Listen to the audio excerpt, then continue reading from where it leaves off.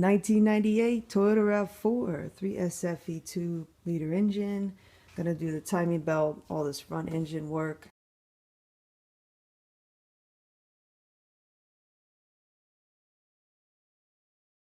I'll show you some parts.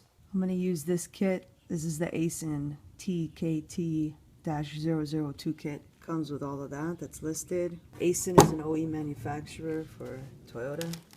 So you can see it comes with the ASIN water pump. This is the full water pump. There's two ways you might end up getting this water pump. You might just get this front part, in which case you make sure you need to get this gasket that goes in between here. And then this part will all still be on the vehicle. You get the belt. Kit says you'll either get a Gates belt or a Mitsubishi. I got the Mitsubishi, which I'm happy about. Coil bearings on these guys. This is the tensioner pulley, idler pulley. You also get a little bag of gaskets. The kit also includes this really nice little instruction book. It's basically the FSM. It doesn't include all of the things you need to break down, but this will get you through in the very least. You can see this kit also works with a 5SFE, which is the 2.2-liter version of this engine. Some other parts you might think about replacing that I'm going to replace are all these right here. Also recommend a new thermostat. That's the part number. This is what this stuff looks like. I'm using Toyota parts on this from the dealer. This is the shaft seal for the oil pump. This is the animal cookie gasket that goes behind the oil pump housing. This leaks all the time. I would not recommend skipping this because this is one of the most common leaks on these older 3SFEs and 5SFEs. So then we got the crank and camshaft seals and the new tensioner spring. All of that together from my dealer was $36.85. This ASIN kit was $102 on Amazon, so we're looking basically at about $150 worth of parts. These are some specialized tools that I'm going to be using. I just made these myself because I've done this job before. This is a floor flange that I drilled out to fit a 19mm 6-point socket in here to hold the crank.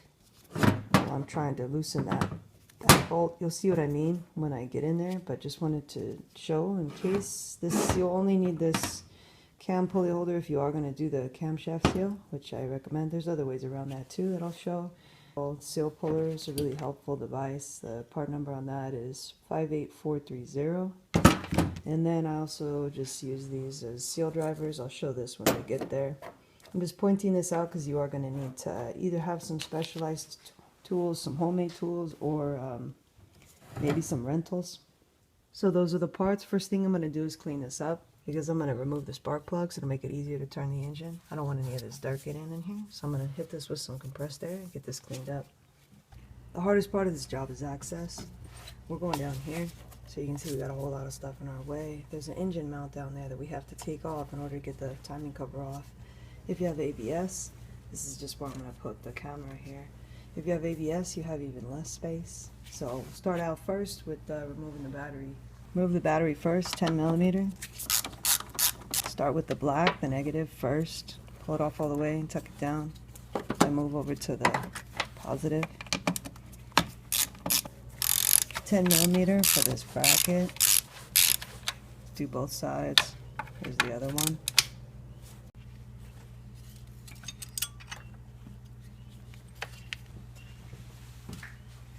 We're going to remove this tray too, so there's 4 more 10mm bolts. The reason for doing all this is it just gives better access to the back here. Now I'm going to take the spark plugs out. This is a 98. The 96s and 97s have a distributor. So over here, you'll have the distributor over here. It just makes it a little different when you're disconnecting that ignition wire. To pull these, pop these out, just pull them up. This is the throttle link. You can just pull that up like that.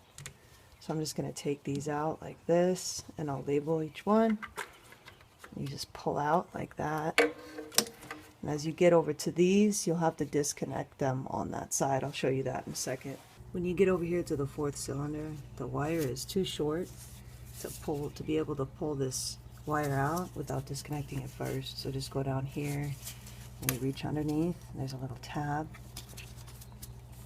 And a little hard to do with gloves on. There you go. Just pop it out. And then once you have that up and unplugged, oh, there we go. Okay. So there's the plug for this. You only have to do this for the fourth one. And pull it out. Okay.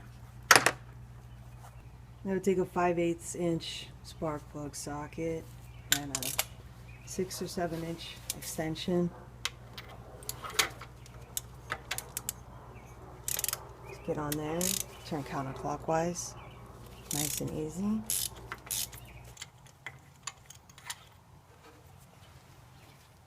This is spark plug. Now you're just going to do that for each of the rest of them. If you pull it out and you have oil on the spark plug, then this is actually a pretty good time to go ahead and take the valve cover off and reseal the spark plug tubes. I'll post a link or something in the description. I'm not going to do that unless I find that. As you're taking the plugs out, once you have the plugs out, just put the wires back in. That'll keep stuff from falling in there. Now we'll do the power steering fluid reservoir. You just kind of pull up. It's just got these little kind of bosses on the back here that goes onto these here. And that's just to get this out of the way. Alright, next we're going to take off the alternator. We'll pop the cap off here. Just kind of reach under it. Peel it up.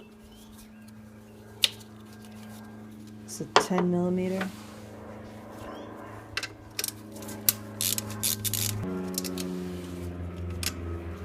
Back so we don't lose it. Next we'll pop this off here and this one here, then this connection. Oh, it's still in there. There it goes.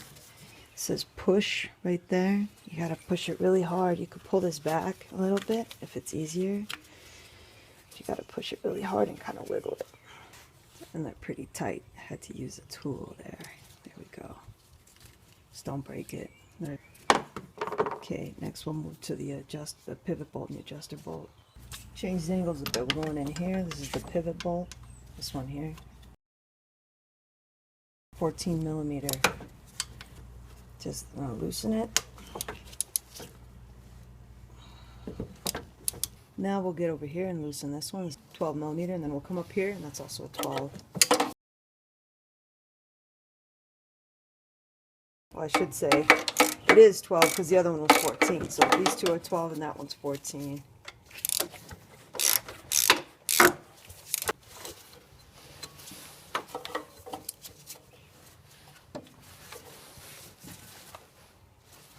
Can't quite get the belt off just yet.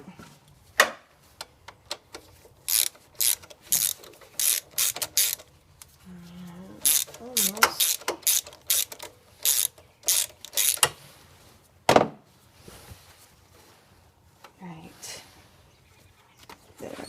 Go. And now I'm going to reuse that belt. I'm just going to let it drop down for the moment.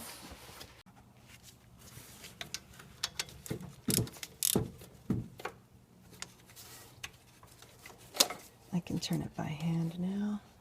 I can turn that by hand now. I'm just going to turn that out so I can get it free of that bracket. Okay. Just leave that there for the moment. You can see it's tight. And I'll get that pivot bolt out. And now we can grab the alternator and pull it out. Okay. It's free now. I just have to figure out a way to get it up. Little tricky removing that alternator, but not too bad. I took out this 10 millimeter bolt right here just so I could have a little bit more wiggle room with this, and that allowed me to pull it out through here. Now we're going to remove this alternator bracket. So that's going to be this bolt, this one, that one, but first we'll have to remove that one there. These are all 14s. That's just for the engine hook.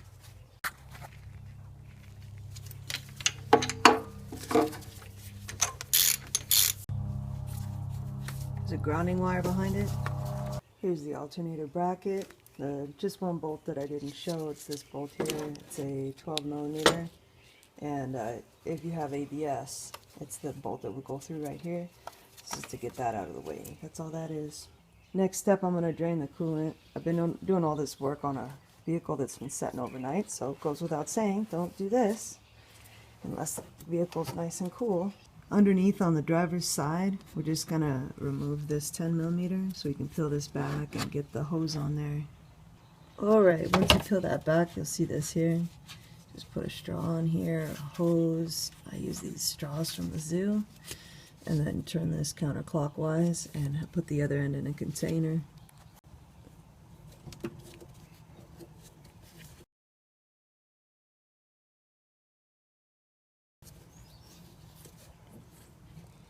There it goes. Alright, so I drained about 3.5 quarts and it stopped draining. So we can just get back under here and close this. Close this by hand. Just turn it, and then we'll put this. We'll go ahead and put this back on because we're done down here. Alright, next we're going to have to remove this front right side tire, this passenger side tire. So you can either just lift up this corner and take this tire off, or you can lift up the whole front end. Lug nuts are 21mm. Break them free before you lift it. Here are the lift points. They're the same in the front for the 2-wheel drive and the 4-wheel drive. This suspension point right here, you can do either, it says the pantograph jack, which is the scissor jack that comes with the car, or you can use a swing arm type lift at those points, or you can use your jack position in that center cross beam. Make sure whatever you do, you have your jack free, because you're going to need your jack, or at least the scissors jack, to lift the engine. You're going to have to slightly lift the engine to get to this engine mount. Okay, on this right side, this is the lift point that they're talking about. Right here, not lift point, the jack point.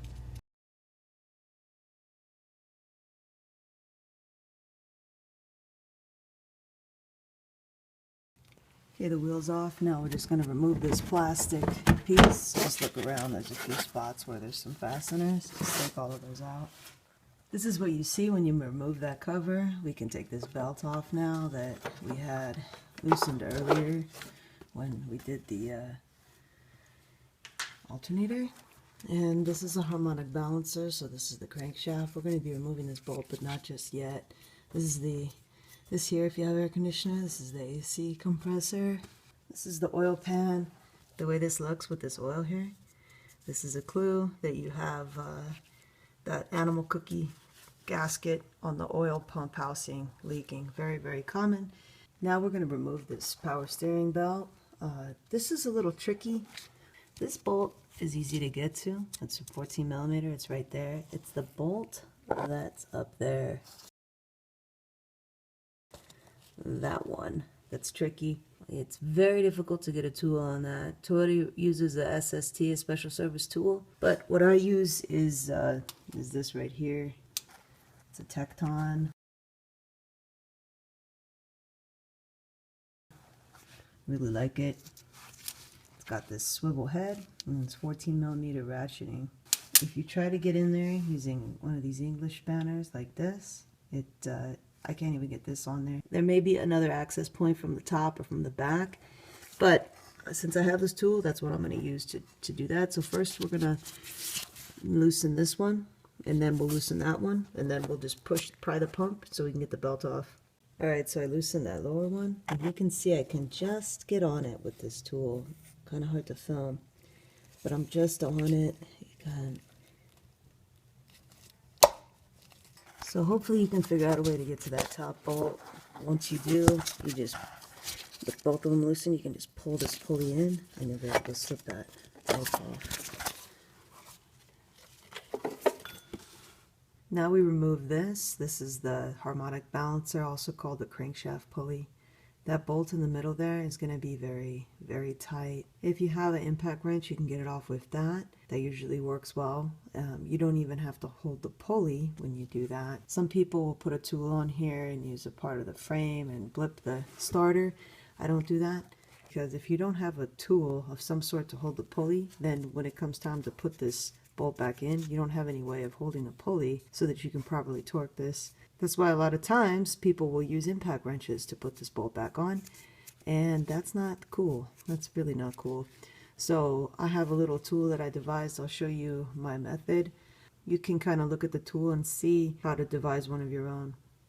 The tool is very simple. It's just some steel bars that I had. These are actually just from a filing cabinet. That's a regular 4 flange from like Home Depot. You can get them for like $8, $9. I picked the socket, it's a 19mm bolt. So use a 6-point socket. Use a nice thick walled socket. This is an impact wrench socket. Just something that'll fit inside there. I just drilled these holes here to line up with those holes there. So to do that, just put a piece of paper on there and then mark those holes, make a little template, and then put the piece of paper on your floor flange and center punch it and drill away. It's iron, I don't know, it's not very difficult to drill through it. I thought it'd be harder than it was. I made this tool last year. Had to ground down the edges a little bit, as you can see, just so that it will fit inside, but you might be able to come up with some other solution. So this is the gist of it. Now I'm going to turn the engine clockwise to get that hole to line up on both sides. You want to use the strong ones. These are 10.9s. I don't know if you can see that on the top, but this is a M8 size, and I'll pass those through and screw them in. Okay, so here's my setup. This is just in there because on this particular flange, if I don't put it in, there's a chance that I might not center it right. So I have these M8 bolts going through my little pre-drilled holes on this floor flange, and then this shaft goes over here, and it's supported right because I'm going to be turning this counterclockwise. So it's going to want to turn counterclockwise.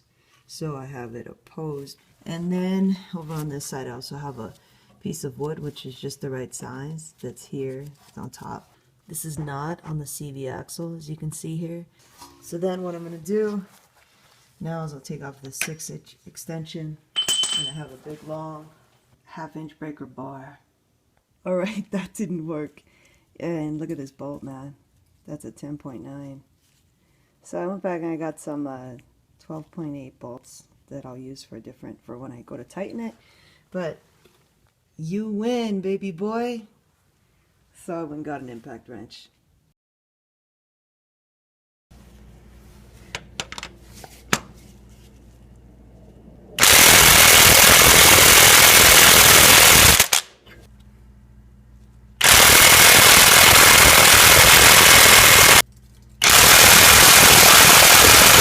Dang, man.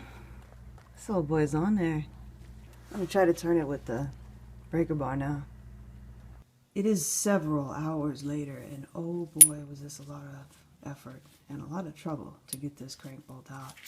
But we got it out, and I mean we, because I had to call in for backup. Luckily, I got a really great neighbor who has a lot of tools and a lot of experience. And I told him what was going on. He came over with his air impact wrench and a torch. And with that combination, we were able to get this free. What didn't work and what we did originally, in case you're in this fix right now, obviously I first tried it with this, which I've used successfully before, more than once, and it hasn't failed me yet. Well, it met its match with this bolt. This was straight before we started this job. I had to move these bars around, switching them around.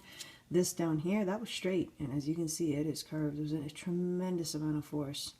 We tried to do it by hand, of course. My neighbor's a man. He's much stronger than me. He's very strong, and yeah, no, we just broke bolts. So that didn't work. What we ended up doing, like I said, was we heated it up with a torch. What you can do if you're in this problem, pretend that this is in all the way. This washer is one of the reasons why it gets stuck, right? See, because this is a really big area for it to turn against with that extra friction, so you're not just turning against the threads, you're turning against that great big huge washer. So we heated up the washer and the bolt and got them all up to about 375 degrees, which I verified because I have an infrared thermometer. Then there's 2 different methods. At that point, you can either try to hit it while it's hot, or you can let it cool down. We decided to let it cool down because of the how much cold working we did on that. Well, that was me that did that with that impact wrench. Tore this bolt up. So as you can see, I was getting afraid that I was going to round this off. So lucky that didn't happen, and we got it out. Once we did that one single cycle with the heating, getting it all the way up and then letting it cool down, hit it with the air impact wrench and came right off. When I put this bolt back on, I am not going to be using an impact wrench. Don't use impact wrenches for fastening. Now we'll remove the harmonic balancer, aka crankshaft pulley. I'm going to use this kit, which I got at Harbor Freight because I use these a fair amount, but you can rent these for free at any number of auto parts stores. Just ask for a harmonic balancer remover, or even a steering wheel puller might work. A steering wheel puller will look like this, except it'll be about that long instead. The only parts that we'll need from this are this fork and this center screw, and then you'll just need to buy a couple bolts. These are M8 125 by 60, so they're 60 millimeters long. They're 8.8 screws. They don't need to be too strong for this application. It's just a 13/16 socket. The point of this is just get something that'll fit in here so that you're on this, so you're not going to damage it, and use this broad side of the socket. This is the pulley, so you need it to clear. So whatever you're going to do, put it in there. Don't put, this is the other end of this, don't put this directly into the hole. So you just want to put something that allows you to, like, I'll show you on this. It can't pass through, see?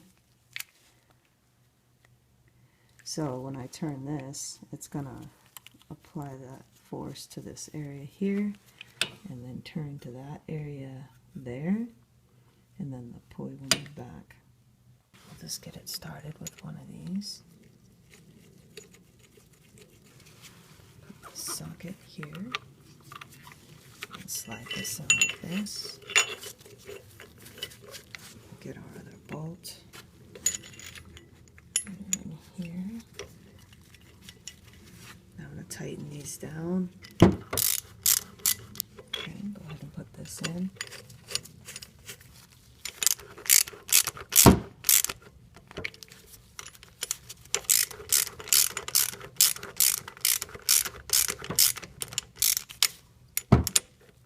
Now I'm just going to put a wrench on here, and I'm going to turn this out of the way, and we'll see the pulley start to move out. See that? How the pulley's coming out?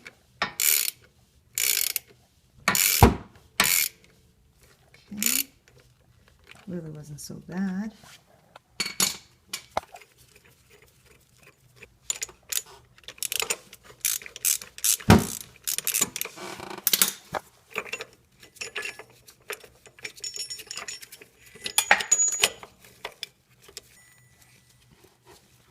Alright, I'm going to see if I can get it off by hand now. Came out quite a bit. There it is. Okay. When you're pulling this off, make sure that you don't drop it. It's heavier than it looks. This, by the way, if I don't mention it later, this is your crankshaft position sensor. That's your mounting bolt, and then it's in here. That's that. So replace it if you need to while you're doing this job. Just put a piece of wood between your jack, or in this case, I'm going to use the scissor jack here, and you're going to lift up from the oil pan. And just get it to support it at first, and then we'll loosen those bolts up top. We're going to have to move this up and down some to get that engine bracket out. You'll see what I mean soon. Okay, now make sure you have this power steering pulled back. I just loop it around this cable here. We're now going to remove this engine insulator. It's a type of engine mount, right? And it's got these bolts. There's 3. They're all 14 millimeter. Here's one. There's the other. Okay, and then the next one is tough. If you have ABS, it's underneath here. It's easier if you don't have ABS, but it is, if you follow this bracket, it's underneath there. I have my finger on it, but it's very difficult to get the camera in there. It's also very difficult to get a tool in there, but it can be done. This is, by the way, why You get charged more if you have ABS when you get this job done at a shop because it's a little tougher. I'm gonna start with that real hard to get one, and I'm gonna take these two 12 millimeters out right here. This is the bracket for the ABS.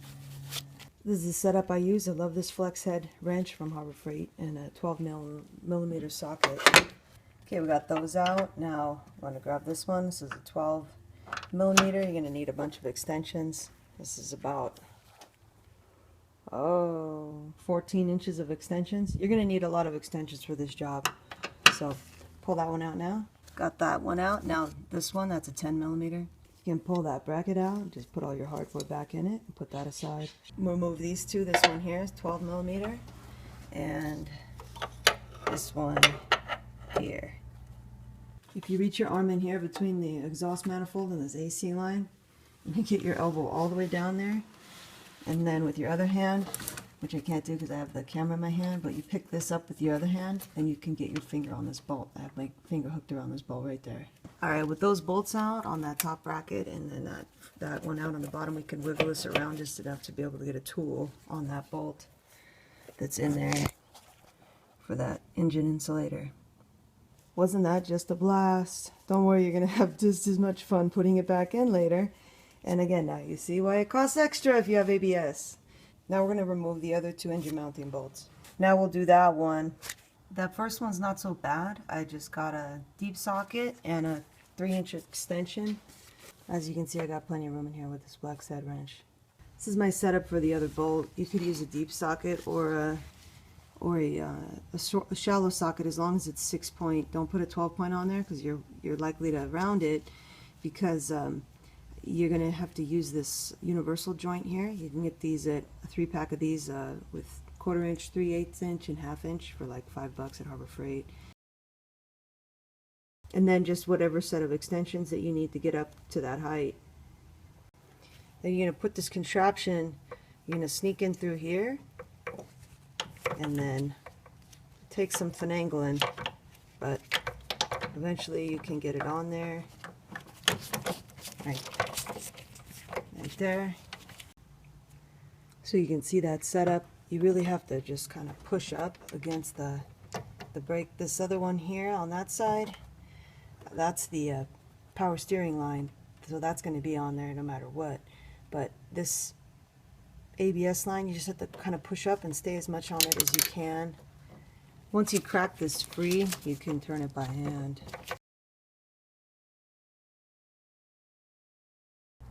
Alright, so we did the 3 points where the insulator mounts to the body. Now we'll do the 3 points where the insulator mounts to this bracket here. This bracket is tied to the engine here. We have to remove it in order to get this cover off. So here you can see we have a nut. So you're going to need a deep socket on that. And then on the other side of this we have another nut. These are 2 studs. And then here we have a bolt. Those are all 14 millimeter. None of those fasteners are hard to reach. They're all straight. You just need a long extension set up, something like this. This is about 16 inches long. I got the deep socket on there. And again, make sure you're using a 6-point. You can set up like that. The bolt in the front wasn't so bad, but that stud with the nut on it in the back is pretty tight, so I'm going to hit it with this PB blaster. Well, that's soaking. I'm going to hit the one on the bottom too, so we're just going to kind of lean under here. And I'll put the straw at it right here. That one there. See, so I'm going to spray this as well. That one was on there pretty tight. I had to change to 1/2-inch tools and a breaker bar. 1/2-inch breaker bar. But it's free now. The bottom one's not difficult to reach. Just that deep socket again and an extension. Alright, so we have all these fasteners out. And this is where the FSM kind of gets a little confusing because it says to take this insulator out, but you can't get this out because of that height on that stud, and that stud's on the bracket. So what we'll do next is we'll remove that bracket. This is going to require moving the engine up and down a little bit, so make sure you have it supported. This engine mount, we're looking under this bracket here. That's what we just took off. That's the bottom side of that top stud. That hole there is the bolt that we took out from above. There are 3 bolts to remove here. And they are this one here, that one up there, and then the next one I'm not going to be able to show you, but it's in this recess right here where I'm putting my finger. I'm touching it right now. The same previous mechanic who did this timing belt, who knows when, and who over tightened that crankshaft bolt, also did put that mounting bolt in. So I don't have a bolt to remove, but you will. It's in there. It's kind of tricky to get to. I'll show you how to get to it though. Okay, for these two bolts, the ones you can see, this one here and this one here, I just use this tool. This is a pass-through, right? I don't need it for the pass-through part, but it's just real slim. So any kind of slim socket would work. If you don't have a slim socket, you could always shave down one of your other sockets. For this bolt here, you can lower the engine a little bit. You can also try to get an offset wrench on there, but just be careful that you don't strip it. They're not tremendously tight. These bolts are really long. This one's not a problem. You got plenty of room. This one, I can just get it out right like that. Okay. They're all the same bolt. If you can't get it out, just lower the engine slightly and you'll be able to get it. This bolt is where I just got up this bolt. I just moved it over here to show you that in that hole, you won't be able to see it when it's fastened down, but that's where that bolt should be. So you should have 3. Alright, it takes forever, but you can get every one of these with this slim flex head, including that one there. It takes a very long time, but you can get them all with this. Yeah, you need a lot of patience. The problem with this one is, you see that stud? That stud makes it very difficult to get a regular ratchet on because the head of a regular ratchet is too large. But this slim flex head will just get in there. Okay, so I was able to get all those 3 out, and I just have all I did when I was doing this was just supporting it. I didn't move it up any. I just had the block go to it and just maybe pick it up like 1/8 of an inch or something just to get that load on there. So now, here comes the fun part, trying to get this out. This part is real long down here, so you can kind of pull it back a little bit like this, and then you'll get it down, and that should be enough to go up top and pull that insulator out. Okay, back up here. Now, you can pick it up enough to get it off of that one stud. Just slightly move it like that. Okay. So now the insulator is free from that stud. So now you're looking at this, that's that bracket. But as you can see, there's no easy way out. So at this point, this is when you just move the engine up and down so you can get this bracket out. Okay, so back up top, just bring the bracket kind of to this position and loop a wire through here and just tie it off somewhere so that something's holding it here while you just slightly raise the engine a little bit more. Just raise it, come back and check and see if you can pull it out, and then just keep raising it. Okay, you can see how much I've lifted the engine by that tilt, and then I'll go down here and show you the jack, and I'll maybe get a measurement later. But that's how much I've lifted it. Just keep the bracket in that position there, tied off, and now it's ready to come out. So I'll show you how to get it out. Okay, hopefully you can see that okay. I'm gonna undo the wire now. So it's ready to come out. You have to remember this because you're gonna need this reverse procedure to put this back in, because it's just as much of a pain to remove as it is to put it in. At least when you put it in, you already have the engine at the right height. Okay, so now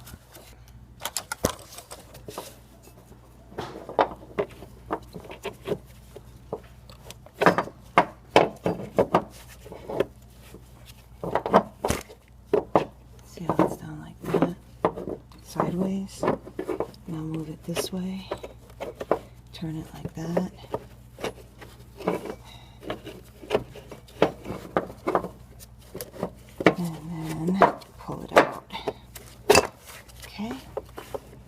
remember that process because that's how you have to do it. You kind of have to turn it around and stuff. All right, now to get it out of here, you just reach in and just keep turning it. It comes out right through this space here. Get this out.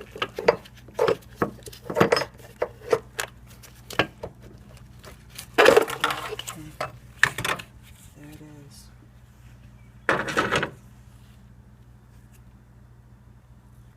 I am gonna take this out of the way, so because I just found a path. And look, if you do it upside down, you can get it out right like that. So here's all your hardware for your. This is the hardware here, and that 3 bolts and that 1 stud, and then this is the hardware for this one. You should have three of these same bolts, a nut, and another bolt. Now we'll remove this top timing cover. Toyota calls this the number 2 timing cover. There should be some little clips holding this wire on, but they're broken on this timing cover. So just undo those clips. Make yourself a little template like this, because I can't remember if they're all the same size or not. I think they're different sizes. So just make that so it's, you know, the shape of it. We'll start with these on top. One here, and one here, here. And the last one you'll get from below. It's that one there. Alright, so this one's shorter. The other 3 are the same. Alright, now we remove this timing cover. This timing cover can be a pain too. Because there's a part where it's a lot larger on the bottom. You can see somebody broke this already. That'll make it easier to put it back on and take it off. But these can be a real pain. You just kind of have to figure out how to get it. See how that gets caught right there? All right. See if I can zoom in. This right here, that's the part, because it's way longer. So you just have to figure out how to finagle it around without breaking it. This long part. There we go. Alright, there's the timing belt. Now we'll move to the bottom. Okay, you can see because I have the engine jacked up, the pulley sits a little higher. Before we could see those timing marks, but now we can't. We're gonna just put the pulley back on, and those timing marks that are up there, you could sort of see them right there. A temporary install, you can put a wrench on it to turn the engine. You're going to turn it clockwise, the way that the arrow is pointing. And there is a little white mark. Well, yours won't be white. Mine's white because I painted it. That little check mark there. And you're going to turn that around, and so you're lined up with 0. That 0 there, there's a little mark, and that'll be top dead center on cylinder 1. Okay, looking from above, I'll show you what I mean. There you go, see those numbers? And one of them says 0, so that's 0 degrees, 5 degrees, 10 degrees, 15 degrees. As it goes to the left, it's before top dead center. And then we're going to line up the little white mark on the pulley with that 0 by turning the crankshaft clockwise. Okay, so you can see I've turned it a little bit. You can see that white mark. That's where that notch is. We're going to line it up with the 0 there. So we're going to line that up now.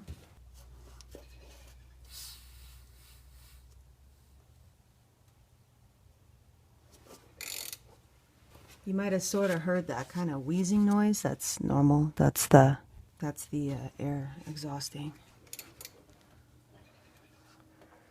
I can get this lined up real nice. Right there. If you miss it, just go back around again. So I need to bring it up a little tiny bit because you're looking at it kind of from an angle. Okay, you can see I need to move up just a tiny little bit, but I'm going to actually go around a whole other time because my camshaft's not lined up, but yours might be. So what you do is you line that little notch up with that 0, and then come up here to your camshaft sprocket, which is this thing right here, and there's a hole on one of the spokes. Let's see if I can get the camera in there. Hold on. Okay, it's very tight. You see this hole here on this sprocket spoke? That hole, it's going to be lined up on the top, so it'll be, oh dear, it's so tight. It'll be in this position, and then you'll be able to look through that hole and you'll be able to see a little notch. But the fact that I have that lined up down there, I have the pulley lined up, the little white mark, but I don't have that at the right spot, means I need to go around one more time. And that's because the cam spins a half turn for every one revolution of the crankshaft. Alright, so I went around again. You can see I'm lined up there. And now we go up and look at the cam sprocket. Okay, see that notch right there?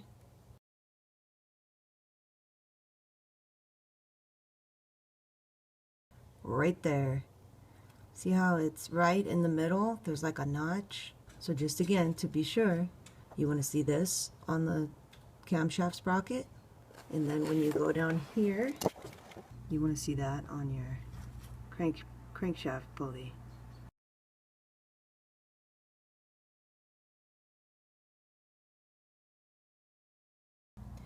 Just pick a spot where you can see and reach on the timing belt, and let's see if I can get it to focus. Make 2 marks on either side of one of the teeth, and then mark the tooth. Never mind all this white stuff down here. The paint pen had a little explosion, so I'll have to clean that up later. Then you're gonna come over here, right here, where this timing cover, is, and then make a line across here. Make a mark on your belt and on your water pump. This will be a Phillips if you have an ASIN pump, and there'll be like a little circle there. That's what I mean. This is an old ASIN pump, and you can see there's a little circle, so that's a good place to put your timing mark. And then when we take the water pump out, you'll transfer this mark onto your new water pump. Okay, now we'll take the pulley off. I made a couple more marks. You can see I just went through here with a broken Q-tip, and there with the little paint on the end of the paint pen. You can see that I just made those as extra little timing marks, since it's hard for me to see that one from down here. Now when I take this bolt off, I want to make sure I don't move the pulley.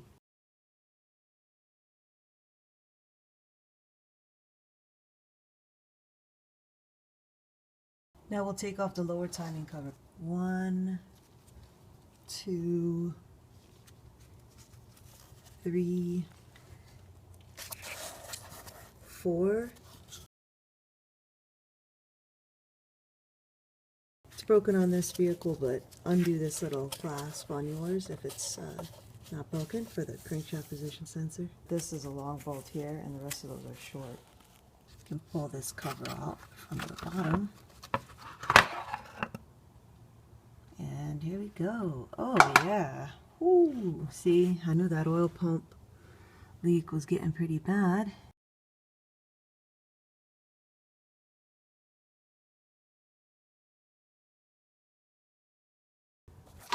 And then looking up, there's the idler. And now we'll go up to the top. There's the water pump spring. There's the tensioner. And then there's the camshaft sprocket. Next then, what we'll do is we're going to grab onto that bolt there on the tensioner, and we're going to break that free so that we can pull the tensioner back to get the belt off.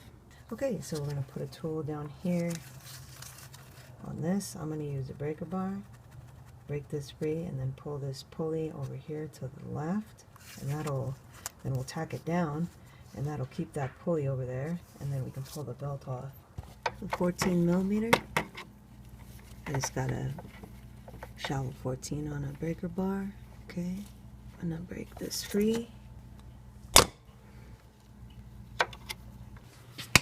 This spring is pretty shot. I don't think it's been replaced before, because I can push this pulley down by hand.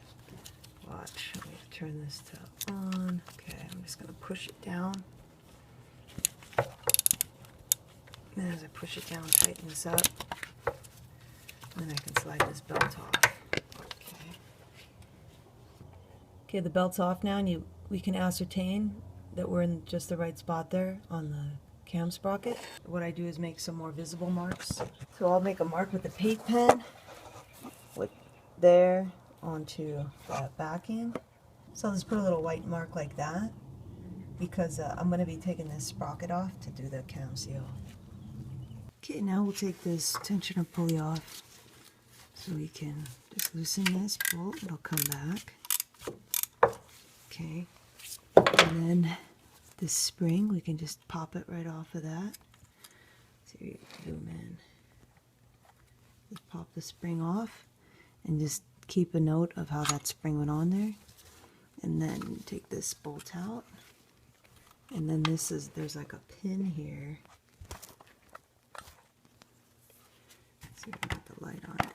Right there, there's a little pin that this pulley sets on. So once you get the bolt out, grab it and kind of wiggle it off the pin. Like that.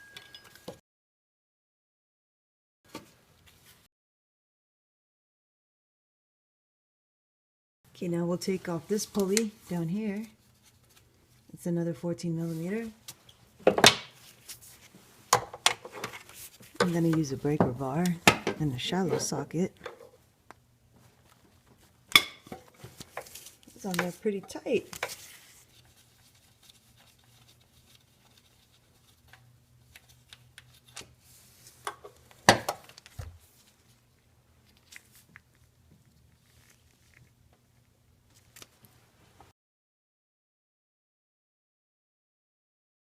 Okay, next, just pull this washer off. I'll clean this up some. This is kind of cupped. You might not be able to see, but it sort of has a cup shape, and it goes with the cup facing out. As you can see, it'll have those marks on it, so you can just use that to remember to put it back on that way. And then, depending on your model, I think the 96s and the 97s have a slightly different crankshaft sprocket. These just pull right off on the 98s. Do not drop it. The reason is because see how these teeth are down here? If you mess those teeth up, then your crankshaft position sensor is going to get all messed up. Wow, look how dirty that is. Alright, so I'm going to spend a little time cleaning this up. Here we can see the seal. Looks like it's leaking a little bit. I'm going to replace this seal, but we'll do that later. Right, I cleaned it up a little bit. This crankshaft position sensor, this is a 10mm, you just remove this, and then there's a little pin down here, and then it just pulls right out. That's all there is to it. If you do remove this, or if you have to replace it, torque this down to 82 inch-pounds. It's important to get that torque right, because this is a grounding wire of some sort. Alright, so I'm going to remove these 6 bolts. 10mm bolts on the oil pump housing here, and then I'm going to take this over to the bench. So just break them free. Don't take them all out. Kind of go zigzag around. You don't want to warp this thing in any way. Make a template for your bolts to go in. It's the last bolt. These bolts are different sizes, so make sure you keep a template. There's 2 that are shorter. Okay, now just kind of reach in. Just kind of pop it off like that.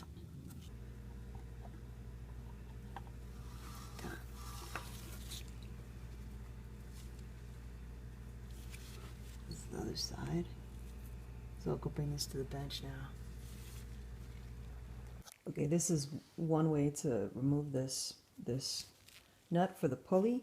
I just have the old timing belt on here, and then you can see I have it in this device. You can also just use a vice grip if you have really strong wrists, and you can break it off. And then all you have to do is put your 12mm on here, 6-point, and so as you're turning it, it's going to go this way and lock out. And then you can snap this free. If you have a strap wrench, that would work as well. Okay, so this is the The little animal cookie gasket, this is the new one. You can see how it's very ductile. And then these old ones, a lot of times they come off in multiple pieces when you pull the pump housing off. This one isn't as bad as some of them that I've seen, but you can see it's still very stiff. A lot of times they come off in pieces. You can see it's quite brittle as well. Alright, then this is the shaft seal here, and that's the part number on that. Here's the part number on this. Alright, so once you have that nut loosened, you just pull this off. And then this shaft just pushes right out the back, like that. Okay.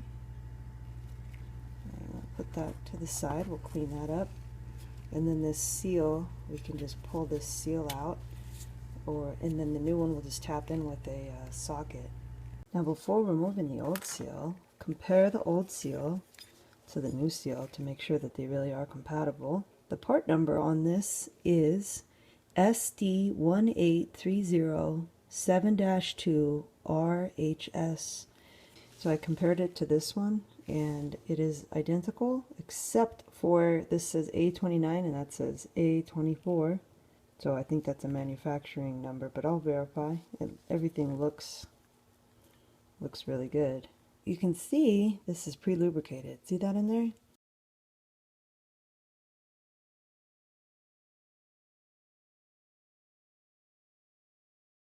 This seal is very brittle.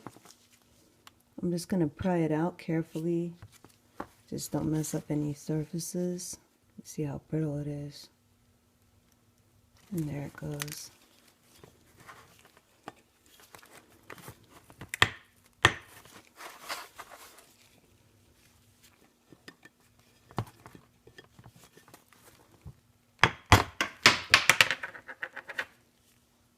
Flying. You can see there's like a little weep hole in there. I gotta get a cleaner towel. I'm gonna clean this whole thing up. To drive this seal in, we're just gonna use the old seal, put it on top of the new seal, and then put this socket on top and just gently tap this.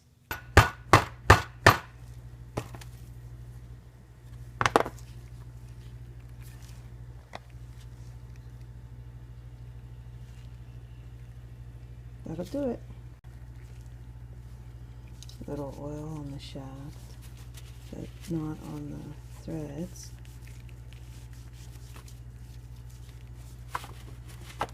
And to keep the seal, hold it in, maybe a little bit. You can see where that seal's been right in. It's going to be a little bit harder to push in, but not too bad, just like that. Okay, there it is. Okay, you'll notice on the sprocket there's a key. And there's on the shaft right there. So when you put it on, make sure that that lines up. Right there. Then this nut. Then get it back in your pulley holder. And I'll give you the torque on this nut. Torque is 18 foot-pounds. There's the key. This little groove here is where the gasket goes. And notice that this is shaped differently. So it only fits one way, right? Because this little kind of, that feature there, if you have it upside down, it'll look like that. So put it in right side up, and then everything will line up. If you have trouble and it seems like it wants to fall out, you can put a little dab of RTD in there to kind of let it stick. But get that gasket in there just right. See how it wants to kind of come out? It's a tricky little gasket. Just when you think you have it in, it wants to come out of another side. Okay, I don't have it in on the bottom. I don't have to move the camera to get in there closer. You get the idea. What I recommend is before you put the gasket on, put it on like a dry run, and then don't move the pulley, because you know that drive has got to fit just right inside there, inside that pump. And if you kind of have it sideways, you go to put it on, you might knock the gasket out. You got to really make sure that this one up top is in, because it likes to jump out. So make sure it's in there real nice. And then we have your pump, like I said, with that in the right position there, so you can just bring it right on. Let's kind of look at the bolt holes. You gotta kind of just push it in, right like that. Okay, and everything lines up. Torque is 78 inch-pounds. Just a reminder, when you're working with your torque wrench, make sure that you're only using the handle, that you're not grabbing up here or way down here. If you don't use the handle, you change the lever arm, and this is calibrated to go with the average of where this handle is as the lever arm. So when you're applying the force, also make sure you're coming in at a 90-degree angle. Don't be coming in obtuse or coming in acute. 90-degree angle and on the handle. When you put these 7 bolts in, just kind of go across randomly, and then when you tack them down, do the same thing. Don't tack them down all the way. Just kind of go in several passes around up to your final torque of 78 inch-pounds. The reason you don't want to get carried away is because you can end up ruining that gasket and end up with an oil leak again. So use a torque wrench. Okay, now we'll take off the camshaft pulley. I have my little pulley holder tool that I made. All it is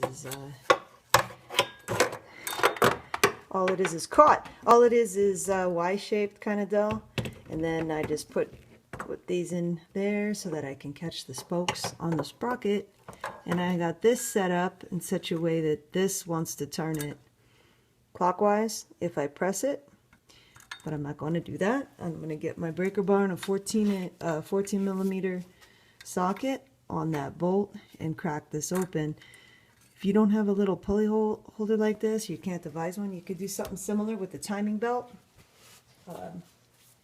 with your old timing belt, and a vice grip, or a chain wrench, or a strap wrench might work. Well, probably a chain wrench.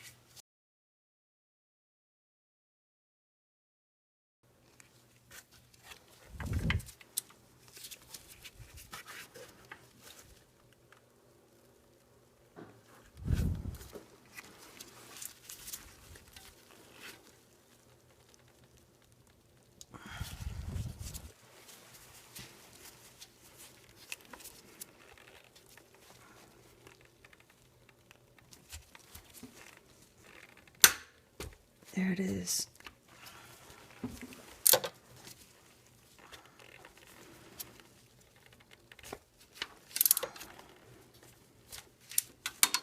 You can see that the pulley didn't move because I still got my little white dot lined up.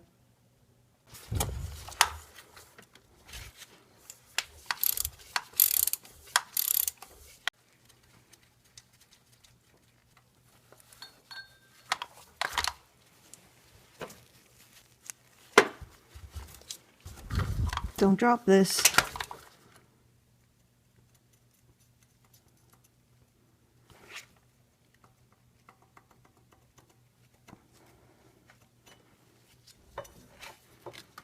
There's this camshaft seal. It doesn't look like the camshaft seal is leaking, but I am going to replace it anyway because it's 20 years old and it will eventually start leaking. Might as well get it done while I'm in here. Okay, I'm zoomed in on the cam seal here. I'm going to go in with this seal puller. The idea is to get this black part. See the orientation of the hook? You're going to push it right up against the shaft and then turn it.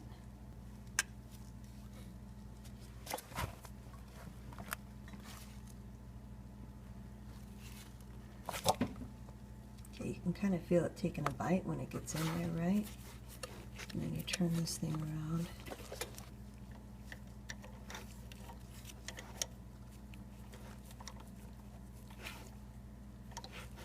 I flipped this around because this is just the wrong length right here, so I just flipped it around and turned it so I can get on this bearing cap instead of being on this housing, because the housing moves. Then I'm just going to kind of pull back. You can see the seal is coming out real nicely, and there it is. Really great tool because you can see there is just not a lot of room in here. Alright, so it's kind of hard to get the camera in there and the tools, But what I did again was I turned it like that and went under the seal. Let me go ahead and just pull this seal out. There's the seal. Okay, you can see the damage that it caused there. That was it getting in there, hooking in. Really great. Doesn't mess up the shaft. So if you pretend the seal is there, how it went was I went in like this, loosened this thing, right? Went in like this, pressed up against the shaft, and then you kind of turn it and you'll feel it bite the seal as it goes in. And then normally the way you use this tool is you put this on something and then you pry, right? So you're going to pry like this back here and grab the handle while this is on something sturdy. Like pretend that black thing is sturdy. It's not. You pry like that and it'll pull the seal out. Well, because this moves back and forth, I didn't like that. That's why I flipped this upside down and I just turn this to get it on this bearing cap there. That's what I did. Okay, so this works great. Here's the new seal. We'll compare these before I install it. That's the part number. It is an NOK AH2218N. This one is an NOK AH2218N. So that is a match. I'll look at them again just to be sure.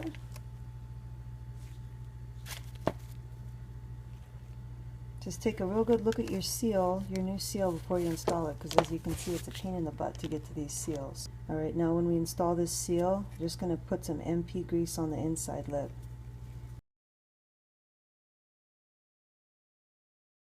Get in there with a Q-tip if you have to, and just get that nice and clean, and then we'll install the new seal. This is just a little seal driver tool that you can make. It'll make it a lot easier to install that camshaft steel. So what this is this is a 1 5/8 inch diameter PVC pipe, and you just cut it down. You want it to be between 3/4 of an inch and about an inch long. You don't want it too long. This is about 9/10 of an inch long, and that allows me enough room to fit both the old seal in there and then have it on top of the new seal. And how this works is then you'll just buy a washer like this. Get a washer like this for like 75 cents. And then you'll need another washer just because the washer on the bolt that we'll use is smaller. And you'll use the bolt from the tensioner pulley. It's just the right length, so you don't even need to buy a bolt. So just grab the bolt from the tensioner pulley and you'll put it in here, and then you'll center this, and as you're turning that, it'll evenly drive that seal in. Now when you cut this PVC pipe, make sure that you cut it so that it's the same width all around. Otherwise, if you have it like wider over here and you don't really cut it that well, then you're going to put this seal in sideways. Okay, so just cut it real nice.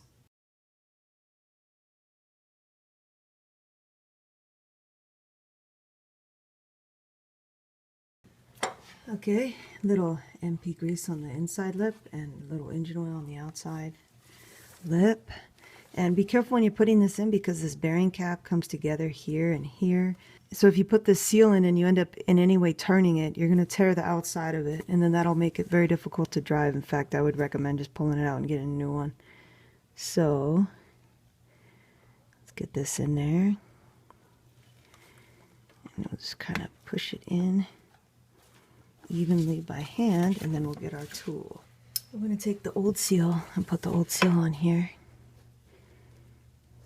Make sure that it's not damaged in any way that's going to wreck this. And then we'll put the tool on. Okay, now make sure that you've got this centered. And then just watch it carefully as you start to turn this in. This seal, according to the FSM, goes all the way in as far as it can go. Okay, so just kind of take a look and feel around. Make sure that you're not getting it in any way lopsided. Just keep going on in. I'm going to change tools now.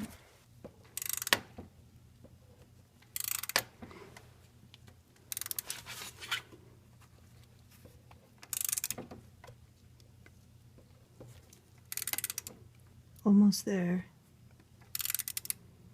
Okay, that's probably about it. You don't want to crush the seal, so don't get carried away. You'll notice the change in resistance as you're driving it. I'll remove it. Looks like it needs to go in just a little bit more. I looked back at my video and I need it just a little bit more tucked in there. One of the advantages of taking pictures of things, especially seals, because you know, you don't want to go through all this trouble and then either overdrive them or underdrive them. And there's the final position for that seal. We'll put the camshaft sprocket on now, and you'll notice that there's this part here that goes right there, and then that circle, that's what you were looking at for your timing mark, that little notch right there.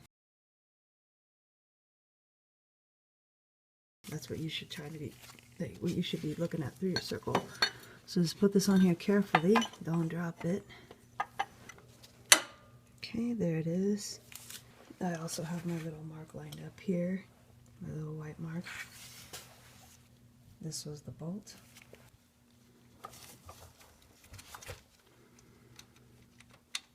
I can't get a torque wrench on this bolt even with a crow's foot, so I'm going to go by feel. It's 40 foot-pounds is the torque. Hopefully you made that little white mark there earlier when I mentioned it, but if not, just make it now before you fasten the bolt on the sprocket. Remember, to do that, you're just lining up that hole in the sprocket with that little notch in the bearing cap and using a mirror to verify that you got it there. Alright, so I'm going to tack this down.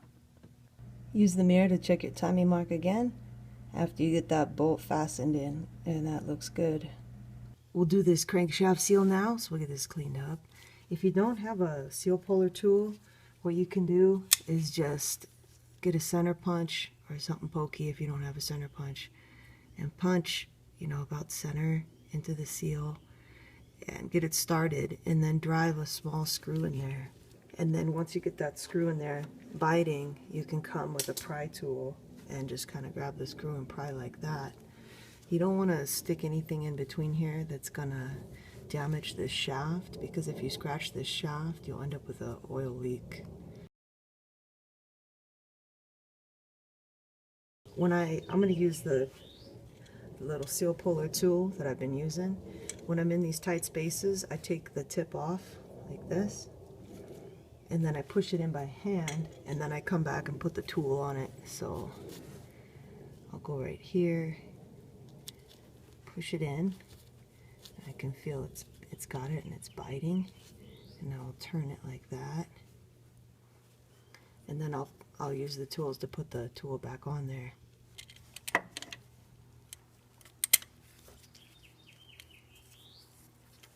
I didn't realize it stopped recording while I was pulling it, but it worked just fine doing that. And then with this tool, another thing you can do once you get it started is you can just turn it, right, like that, and so that you can go in another side if you need to get a little more bite.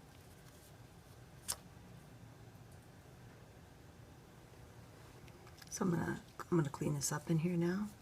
Okay, get it nice and cleaned up there. Here's the old seal and the new seal. We're going to save this old seal because we'll use it to protect this seal when we go driving it in. On the new seal, we'll lubricate the inside lip, this part here, with some MP grease. I'm just going to use this. And on the outside, we'll just put a little thin layer of oil, of engine oil. Don't get carried away on the outside because you don't want it to spin at all. You want that to stay in place, and then you just want to protect this surface so we have that lubrication on it. You can get the crankshaft seal in without this seal driver because you have good enough access to it, but this makes it a lot easier, and it makes it much less likely that you're going to accidentally put this in lopsided. Similar deal for the crankshaft seal. This is just a larger diameter pipe, so this is a 2-inch diameter pipe, and it's also a bit longer. This is about 2.9 inches long. And you use the crankshaft bolt with this. So you'll just need another large washer. But the crankshaft bolt has that big washer on it, so you usually just need like a 2-inch washer like this.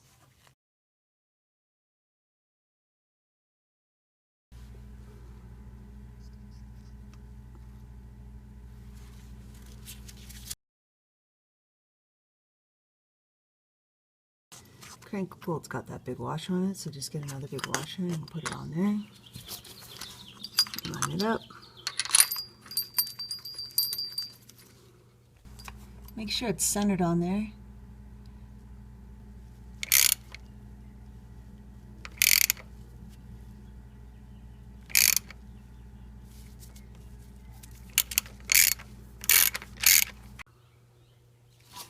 Don't go full bore and go all the way down. Stop and take a look to make sure you're not getting carried away. When you have it in, just run your finger around and you should be able to feel it at just about the same height between the housing here and the seal. You just want it kind of flush with this. Okay, all those seals are done. Now let's do the water pump. This is the water pump. You either got in your kit this front part or this whole thing. I got this whole thing. That's how it comes with the ASIN kit. This here is where the thermostat is. If you didn't drain your coolant yet, do it now.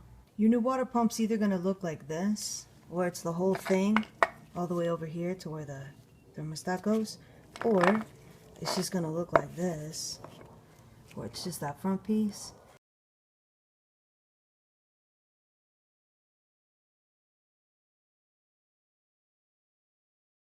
And in that case, to get the front piece off, you have to remove a couple extra bolts, because you'll remove this whole front, which means you do all of the ones that I'll show, plus this one, that one, and that one. This one on yours may or may not be a Phillips. These should be hex heads here, and the rest of these should be 10mm hex heads. Make sure you wash your water pump off before you install it, because this is a machined aluminum part, and sometimes when you get them, they got little bits of aluminum still in them. Inside here is the thermostat. Even if you are just replacing the front part of the pump, I would replace your thermostat while you're doing this job if you don't know when you last had it changed. I would also only use the Toyota thermostat. So we'll pull those nuts first.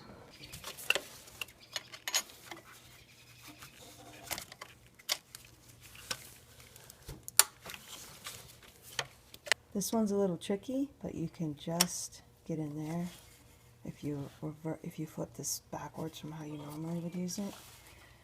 You know? Worst case scenario, if you don't have a short little tool and you don't want to cut one, you can always take the oil filter out. Even though you drain the coolant, some coolant's still going to come out when you pull this, so just put some towels down there to collect it so it's a little bit less of a mess. Okay, when we pull this out, the thermostat's either going to be stuck in the housing or in this hose. Okay, it's in the housing. Alright. There you go. There's your thermostat. Just grab the thermostat. Just take it out. Oop. Yeah, a bit more coolant in there than I was. Oh, a little bit more than I was anticipating. Now we're going to remove where this is. They are right there. 10mm. You're not going to have as good of a view of them in real life. I'm actually using the camera to see them because you can't see them very well. Let's see if this will fit. Oh, come on, come on, come on, come on. Oh! Just fits. Yes. That bottom one's kind of tight. Oh, that was a bad idea. Now I can't get the tool off. This little shorty 10mm saves the day. Next we'll do this bolt. That bolt. 12mm. Try this one. Oh, I don't know, it's a lot looser than I thought. Not too bad. Okay, so we'll just put this to the side like this, just to get it out of our way. Alright.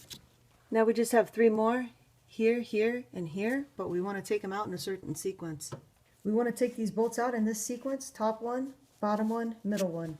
Make a template. I'm going to circle those bolts, and then the other one is underneath here. I don't think you can see it. Top one first. Okay, the view is better from below there. You can see all 3 of the bolts. So we already did the top one, and we'll do this bottom one. and this little one. Alright, so we have those 3 bolts out up here and the 1 bolt up here, and then these nuts, and then those nuts back there. And now we're just gonna kind of back there. We're just gonna kind of push the pump. Oh, there goes the coolant.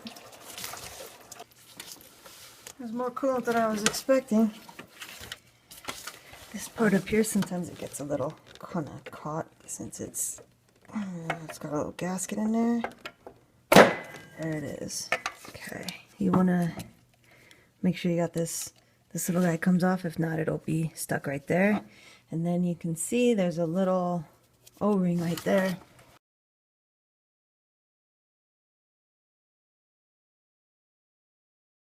You can also follow all these steps to just take the whole thing out, even if you are only replacing the front, and then just replace the front on the bench. The reason why you might do that is because it's hard to open this sometimes because there's not a lot of access in there. Alright, if your water pump kit only came with this front part, and so you're replacing this gasket and this front part, the torque value on these 2 bolts is 78 inch-pounds. I don't have a torque value for that countersunk Phillips. That's all the info I have on that. If that's what you're replacing, it just says the torque for the 2 bolts. I guess just tack that Phillips down. Inspect your new pump. Make sure that you don't have any play forwards and backwards, and that it rolls nice and smooth. Take some time to clean up all the coolant that's spilled everywhere, and clean up this surface here. It might still be colored a little bit black, but just make sure it's smooth because you're going to put a new gasket on there, and then pop this little O-ring off. Make sure your hands are clean, that you're not getting anything into these coolant passages. Make sure you clean that surface there so you don't get a coolant leak. The ASIN kit comes with all of these parts here, and we're going to need all of them. This is the O-ring for that bypass hose. This is an O-ring that fits right back. Right there. You can see where it is on the old one. This one you saw, and this one here, I'm really happy it came with that because I thought, oh, I forgot to buy that.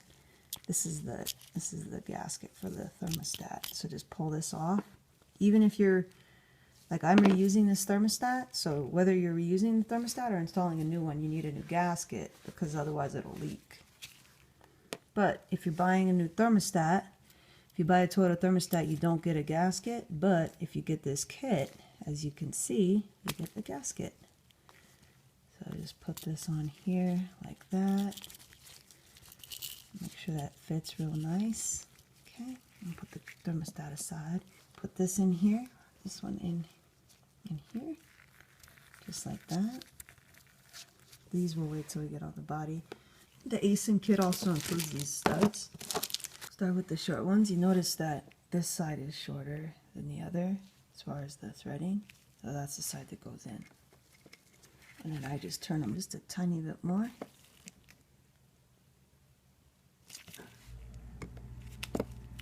Don't mess up the threads. The long ones are symmetrical, so you can just put these in. Those go right here.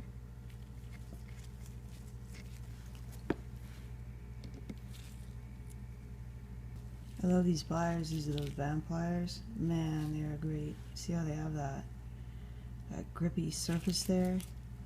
These have saved me many times. Just a little soapy water, or as Chris Fix would say, soapy water on this, and then we just slide it back on. If I can get it, then we just slide this back on here. Oh, don't drop it. Okay, got that right there. You'll notice this gasket has an impression in it. So this side is higher, so that's pressed in.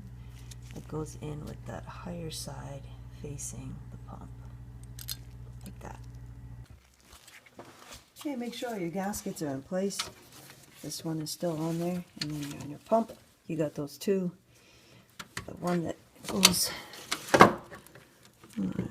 goes to the big hole, and then the little one here. And then just work it back in place. Line up the holes first here on along the bypass pipe there, and then you're gonna have to use a little push to get that past that gasket. Push on the pump, on this part of the pump, don't push on the pulley. Alright, it's on now. If you just grab your hand here and to back here, right? You just put your hand like that and clamp it, you can get it on. It'll pop when it gets on. Make sure that you're all the way up against that plate. That's how you know you're on there. And that you'll have this little gap right here. That's fine, because the gasket's back like up here. Don't put these nuts on yet. We have to put the bolts on the front first. I'm going to tighten these from underneath, and we're going to do the same thing. We'll do 1, 2, 3, so reverse order of how we took them out. And our torque is 78 inch-pounds. Once you got them in there, you're going to tighten them 1, 2, 3, but don't tighten them all the way down to 78 inch-pounds at first. Make a few passes. Alright, back up top now. Just put these little guys on here. I don't think you'd get a torque wrench on here, because you can't even get a socket on here. But I guess you could use a crow's foot. Kind of go back and forth, don't tighten one all the way. Now this alternator bracket, remember that long bolt. Now the thermostat, you may have wondered what this little line was right here. On there, that's to line up with this. This is called the jiggle valve. See how that is lined up with that? You just want it in there, like that. Okay, it's lined up now. And then, well, it just jumped. Get back there. And I'll just use the screwdriver to keep it in there. It tends to want to fall out.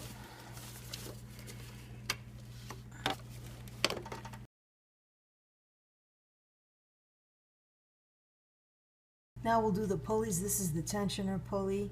There's the new one, there's the old one. The old one is NSK and the new one is a coil. I would recommend you get a new spring. There's a part number for the new spring.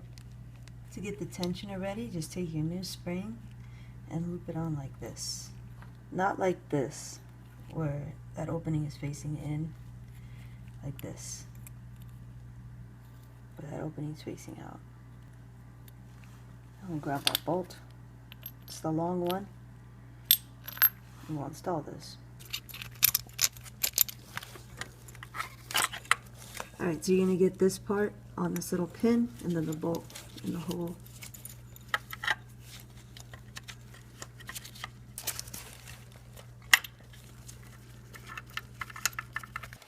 Grab this spring and loop it up over this little hook. This little pin. To push the tensioner down, just take a regular wrench and get on this part right there, okay? Then press down on the pulley, and it's really important to push it all the way down. If you don't push it all the way down, then you're not going to be able to get your belt on, or when you put your belt on, it's going to it's going to move the crankshaft. So get on here and push it all the way down. I'm going to have to move the camera, but you get the idea. If you imagine that this is in place and this spring is up, where I was pressing was this part right here. You press this down with the tool and it'll pivot on this and stretch that spring out like that. As you can see, when you have that tensioner in the right spot, it's quite long. So make sure you stretch it out all the way. There's no front or back to these idler pulleys, so whichever way you put it on, you'll put it on correctly. We'll get the idler pulley from below. This is a 14mm, and it's going to be torqued down to 31 foot-pounds. You can get a torque wrench on this with a regular shallow socket. After you have it torqued down, make sure the idler pulley spins nice and easy. This timing cover gasket is missing in several places, and it's a little old. You can buy the gasket from Toyota, or you can just get some foam for $1.26 at Hobby Lobby. This is not polystyrene foam, this is polyurethane foam. And what you do is just find the edge that's most flexible. It might be this way, or it might be this way. It's this way for mine. And then just cut long strips, and glue them on. Compare your new timing belt and your old timing belt, and instead of counting every tooth, you can just go around like this, you know, until you come like all the way around. Then after you check out your new timing belt, take your old timing belt and stack it on top of the new one like you were to compare the teeth, and transfer your marks. Line them up and then put the paint mark and then walk all the way around to the other one. And you want to have those 3 marks, the one by the water pump, the one up on the sprocket, and the one on the crankshaft. This is the tension side of the belt. This is the non-tension side of the belt, right? Because the tensioner's here. So you want to really keep an eye on the slack between the water pump and the camshaft sprocket. Make sure you don't have a whole lot of slack here. Bring the slack to this side so the tensioner pulley can push it out. Alright, we got all the seals done and the oil pump gasket and all that stuff, so we're going to just get ready to put our timing belt back on. Show you these timing marks on this little sprocket. Pull this off. This is it right here.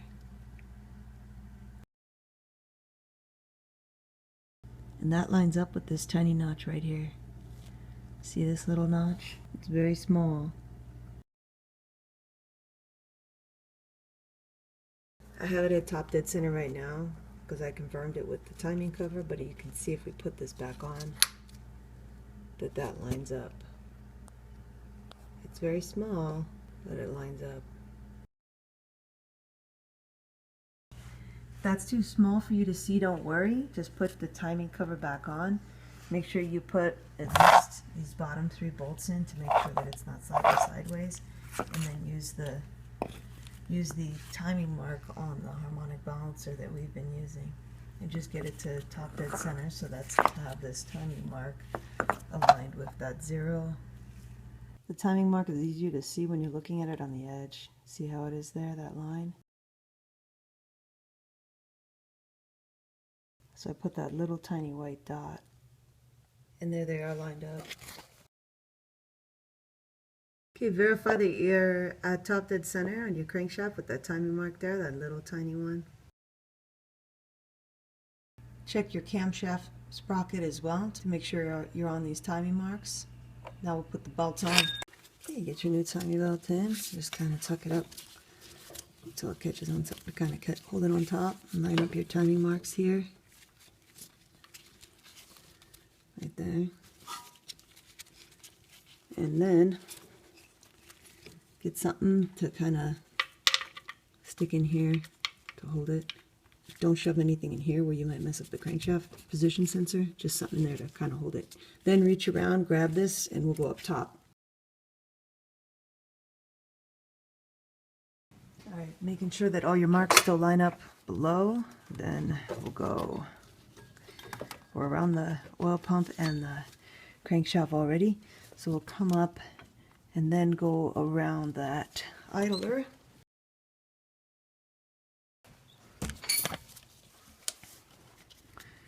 Over here, around the idler, and up around the water pump.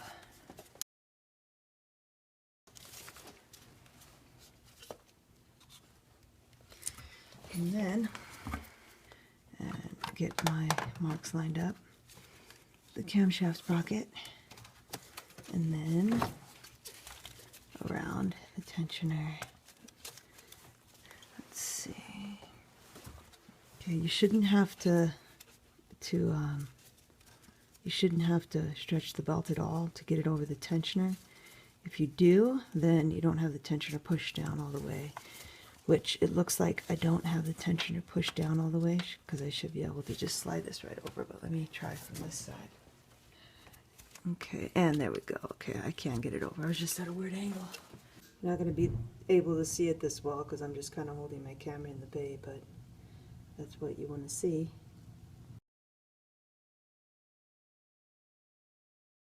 You can use a little clip on that camshaft sprocket to hold the belt in place. Check those marks there. Check your timing mark on the camshaft sprocket again. There it is. And I'm still lined up there. Check your mark there. That's the one by the water pump. You want this to be fairly taut here between the water pump pulley and the camshaft sprocket. If this is really floppy, you're off a tooth. So go ahead and try to grab one more tooth to the left on that camshaft sprocket, and if it doesn't feel like you can quite grab it, double check your timing mark to make sure that you didn't accidentally move a little bit. It's unlikely on the camshaft. It's more likely that you move down on the crankshaft, because that crankshaft, well, you can easily move it with the belt while you're putting it on, so keep an eye on that. If you end up with a lot of floppiness here, then go back and fix that. You want it to be fairly taut.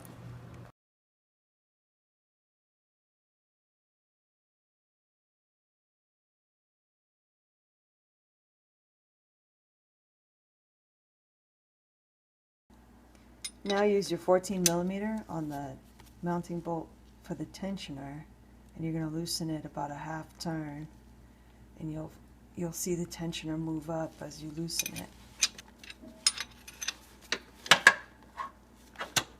There it goes. Now we're going to turn the engine 2 full revolutions. So if you can see your timing marks up here, then go ahead and just put the crankshaft bolt in there and turn it. If you can't see them, don't worry, just put the cover on and then use the cover.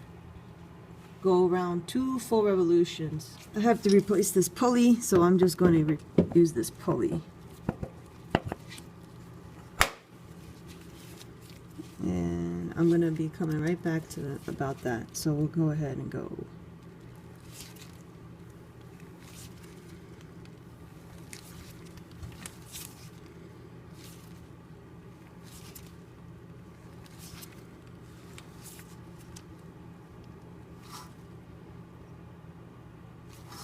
So that's about 1.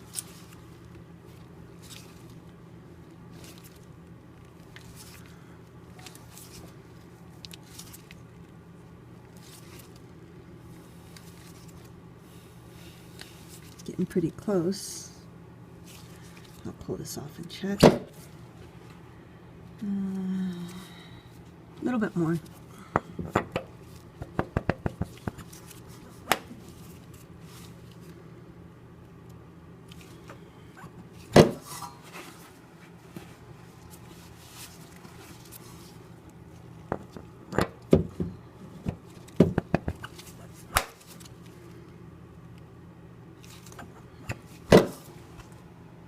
There it is.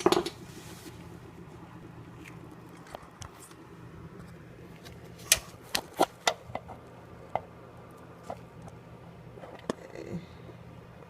You can see those timing marks are lined up. So now we'll check the timing mark on the camshaft sprocket. And there's the mark on the camshaft sprocket. So we're good to go.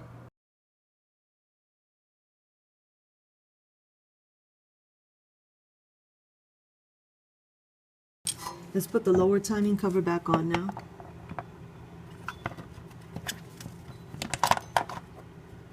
And get these bolts in. If your little clips aren't broken on your timing cover, go ahead and clip this in or zip tie it in. Mine are broken. There's also one down there.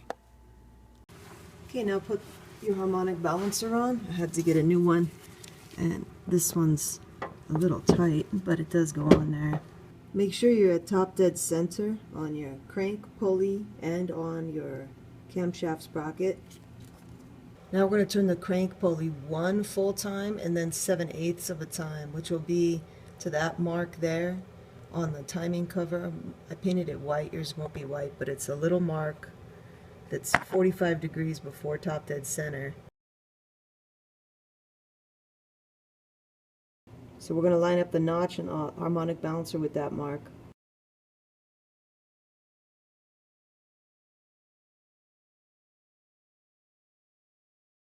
Okay, there it is right there. I'm just using this Allen key to kind of get an idea, because it's at an angle. Okay, and now at this point we'll go ahead and tighten down this bolt for the tensioner pulley. Torque on this is 31 foot-pounds. You'll have more room to use the torque wrench if you bring it all the way back here to like where the battery is. My top timing cover is missing a piece. There's supposed to be a little plastic insert here. So I'm just gonna cover it up with some flashing tape. If yours is missing, just cover it up in any way to prevent the dust from getting in there.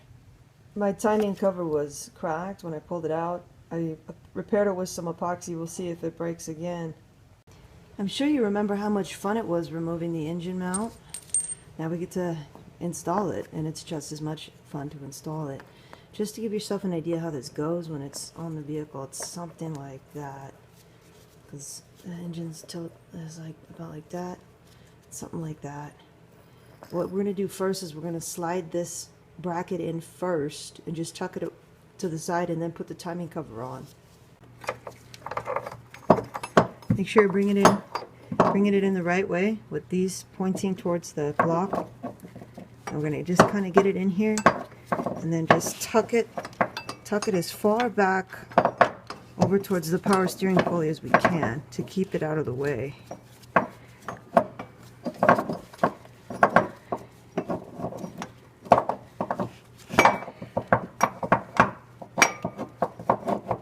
Okay, that might work. Okay, we'll try that right now, and then grab the timing cover. Alright, for this timing cover, we're going to kind of come in with it like this, sideways, and make sure that if you've lowered your engine for any reason, make sure you get it back up to where it was when you took all this stuff out. And you might even want to raise it a tiny bit more. So if you kind of walk in the back like this, there's so many things to get caught on. It's that long part on the cover that makes it difficult. You can just get it past that. Okay, and then you kind of have it like this, and you have to make sure that you clear these other lines. Now you can see why these gaskets get so torn up on these timing covers. It's because they're kind of tough to put on. Okay, so if you do that, you'll be able to get it. If you can't get it on, you need to lift your engine up a little bit more. Okay, you can actually lift these engines up a fair amount. But how I just did it right there, hopefully you saw it. I kind of went in this way and then that way. Now put your 4 bolts back on for the timing cover. This short bolt here for the timing cover, it's kind of hard to reach.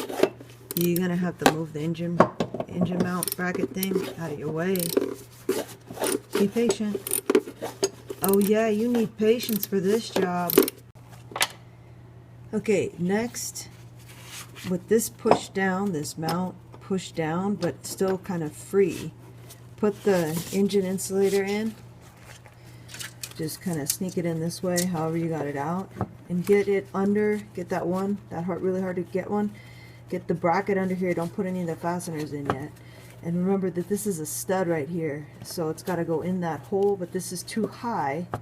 So tuck this down, and then now we'll lower the engine to get the stud low enough, that stud on the mount, low enough to go over here, and then we'll go under and fasten that in, and then fasten this in.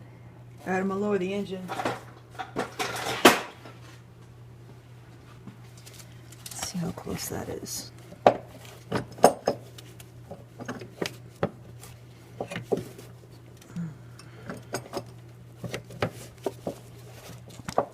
Oh, a little bit more.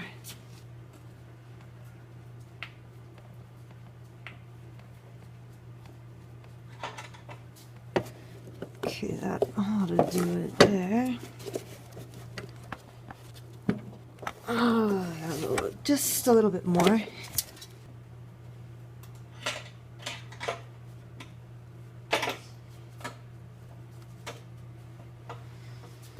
Now,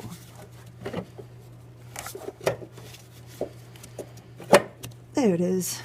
Okay, so now hopefully you can see See, I got that stud. I got that stud lined up on there, and then just got to move the bracket up to get the other stud in, and there it is. Okay, see how I got this together now? So it's a matter of moving the engine up and down. Take these two as a unit. While I go under next, I'll do the engine bracket. It's this smaller bolt that goes on here. This nut is really hard to reach. I'm gonna use my little grabber tool to put it on there. These are all 14 millimeters. Don't tighten it, just get it on there a little bit. Okay, now we're gonna go under. Alright, you can see the engine mount there. Before you fasten down any of them, put all three of them in place. And just start with those top two. It's a little tight, but it can be done. There's one, and the next one. This is the one that's the hardest to fasten.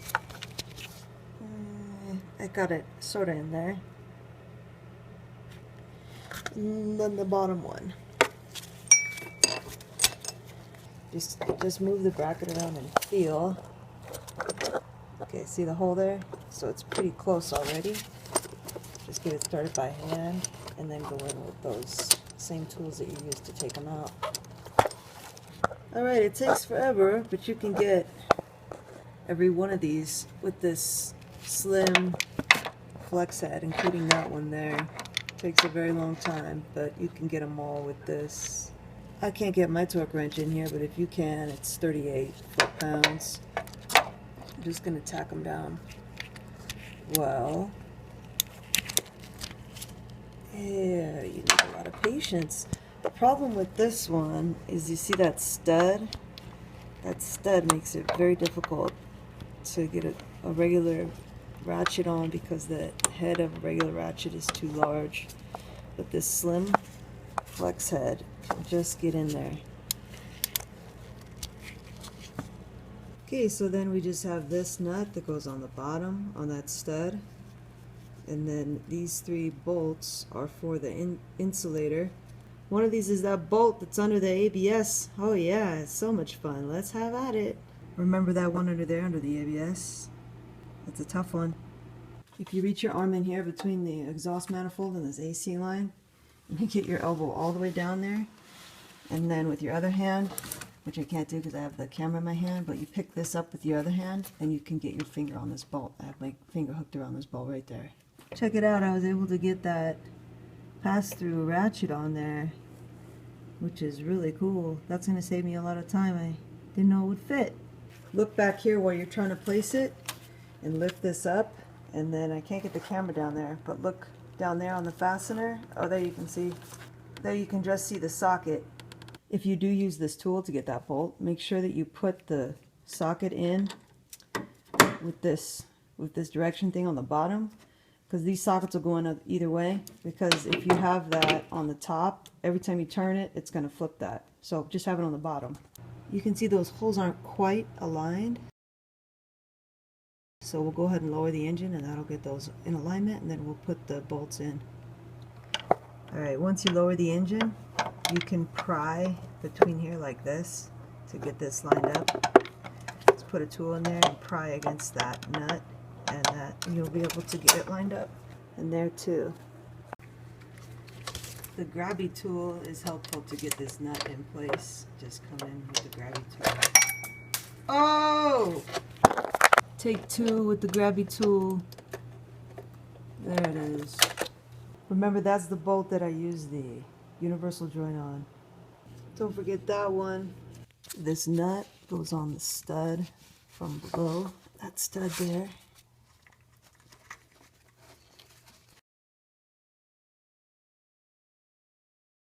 Now we're going to torque down that bolt on the harmonic balancer. If you have a tool like mine, you'll notice that I wrote tight here. Underneath here it says loose. The reason is because you have to change the position of this, because you're to use these same holes, and that I put a circle on there because that's where this fastener goes. So I'm just going to break this free here and move this bar to that side.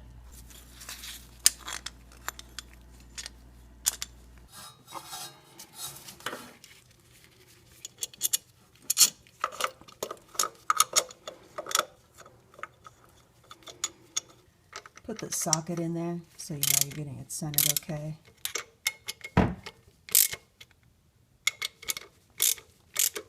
And I'll just tighten this as much as I can using this tool by hand, so when I turn it, it's going to turn the engine clockwise, which is okay. I'm going to hit that control arm, and then I'll just go ahead and tighten it. Don't turn counterclockwise for any reason during this, because if you do, you might skip a tooth, and then you get to go back and do all that we just did all over again. And I have enough room for my torque wrench right over here. Torque is 80 foot-pounds.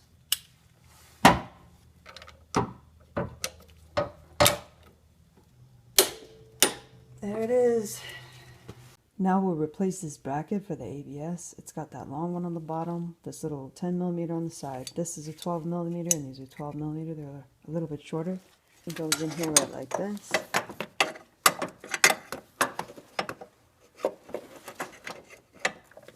Do the bottom one first. The bottom one is the longer bolt. And just get it in.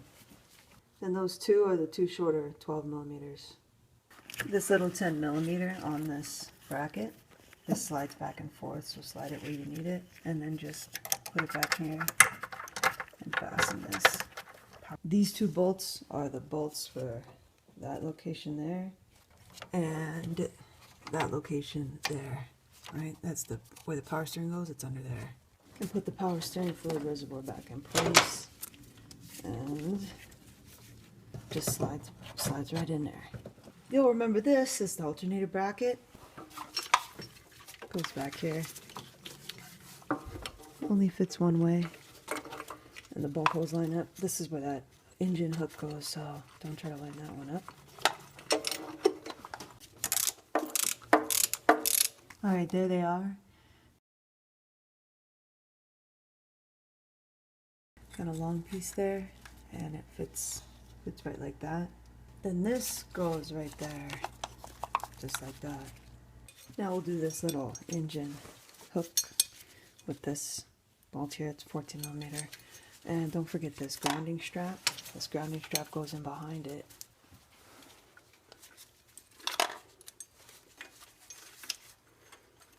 I just undid this 10mm right here to make this free so I can open up a little wider opening for the alternator. Now the alternator, you want to make sure you have this bolt down here and that longer one up here. Take the bolts out of the alternator when you're trying to put it in so you don't accidentally catch on that AC line. The AC line's a bigger problem than the power steering line. You blow that AC line, it's going to be a bad day. Alright, so now we'll just line it up, put it in between here, and then go in with the pivot bolt. It's the big long one. Goes in from this side. You just have to kind of move it around until you get it all the way through, and then it's threaded on the far side. Okay, now we had to undo this bracket when we took all that stuff off, so it's going to move like this. That's why you don't torque it all the way down. So move this, pick up the alternator and move this until this channel is in alignment with that hole in the alternator. Turn this so the block is facing like that, and then just go through the channel and thread it in.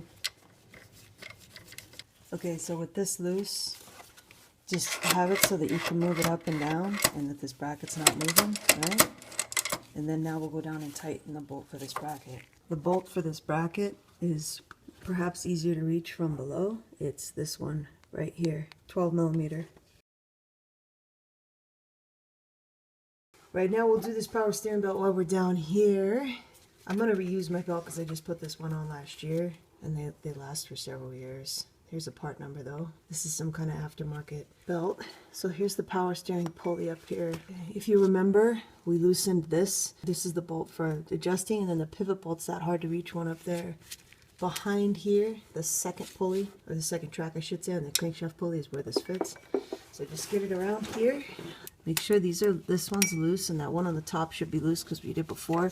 And you can pull the pulley in by hand. If it's too tight to pull it in by hand, you can get behind it and pry it.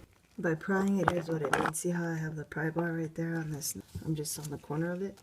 And then you go down on this part of the CV axle, not the boot part, the metal part. And then you can see I've pulled it in quite a bit. It will skip, so you want to use both hands, but you can pry it in quite a bit, like that. And then just slip the belt around, just like that. Feel all around the belt with your hands to make sure that it's on there, and go like that to make sure that it's on the pulley. And now we'll tension it. Okay, to tension it, we're just gonna do the opposite. We'll just push it this way. You can see how it's tightened up this belt quite a bit. I'll give you a couple tension values if you have a belt tension gauge. If not, you want to get it fairly tight. If it's too loose, you'll hear like a whining. But what I'll do is I'll tension it down for the right tension, and then I'll show you what it looks like. Reach right in here with your crowbar, and you can see there's a housing. All right, I'm not touching the pulley because you don't want to break that pulley. There's the housing, and you can see that opens up your hand, and you're free then to tap that bolt down. This is the bolt there. I got the wrench on. I got the pry bar in here. And I'm going to pry it as much as I can. And then I'm going to tack this down. Really like this tool. Then whatever combination of tools that you use to reach that hard to get bolt up there, use them again and get it nice and tight. Alright, this is a good amount of tension on the belt. Yours, if it's new, you might have to get it a little bit tighter. If you run out of track here, just loosen this bolt and then bring this down a little bit, loosen that bolt, and then restart it. And then you really have to tack that down tight. Now we'll do the alternator belt. Alright, you can see there are all three pulleys that we're going to go around to put this alternator belt back on, also called a serpentine belt. If you don't have air conditioning, you won't have this one right here, in which case you'll have a shorter belt. But we're going to go around the crankshaft pulley, the AC compressor, and this alternator pulley up top. So just drop it in from up top until you have it lined around all those.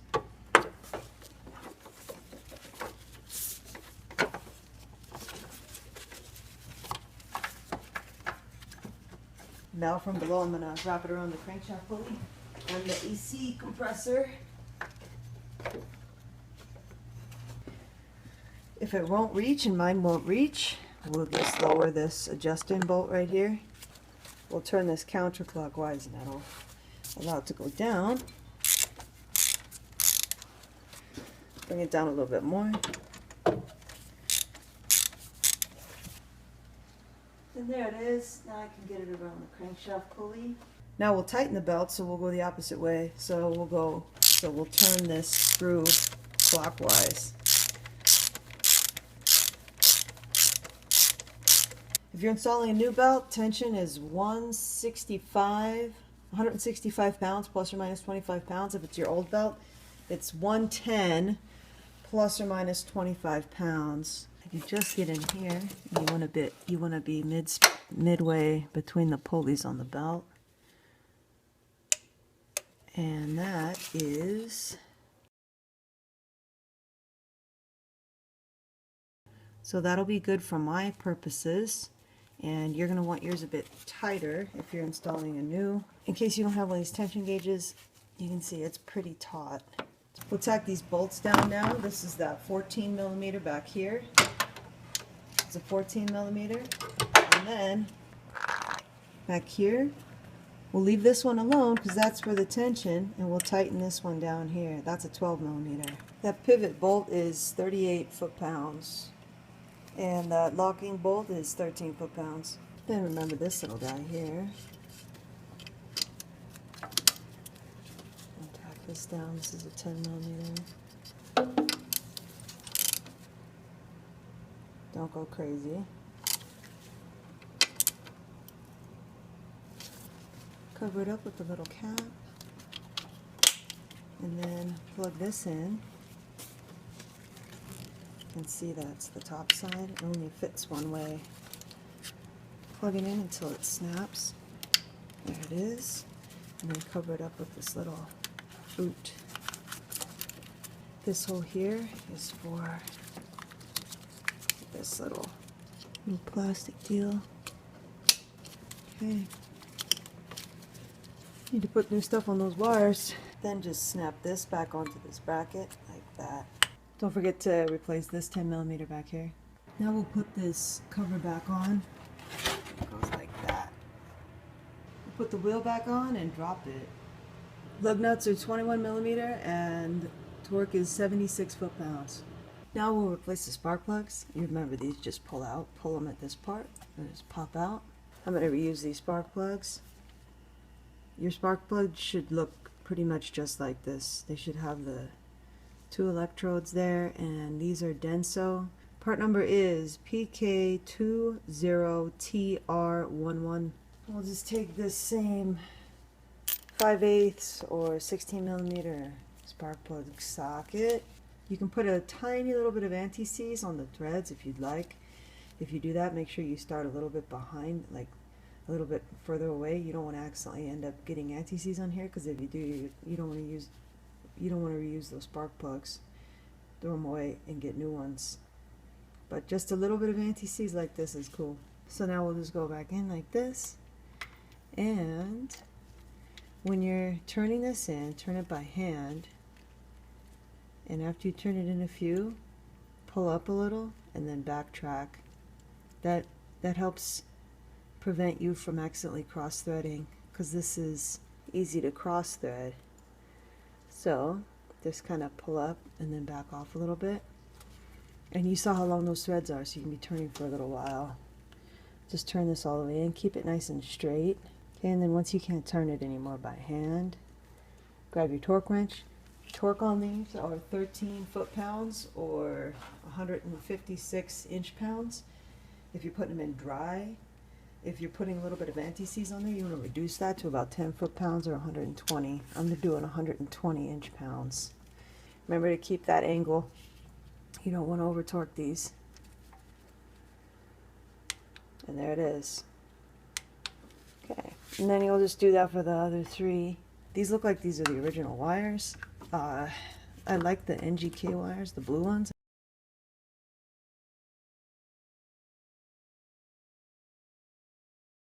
Okay, now almost done. Get the battery in, or put this tray in. Put this one towards the back, and just put it in here and line it up and tack those down. Okay, put your battery in and make sure that you put your positive over on this side for the red one, and your negative over on this side for the black one. See how it is a black cable? Okay, now put your bracket back on. Be careful when you're putting this on that you don't accidentally span that, because you can get a nice burn on your hand holding that metal thing. Let's put it on there, and then loop this down. Loop this part on the bottom down and around the tray, and then up and under this. Connect the positive side first. 10mm.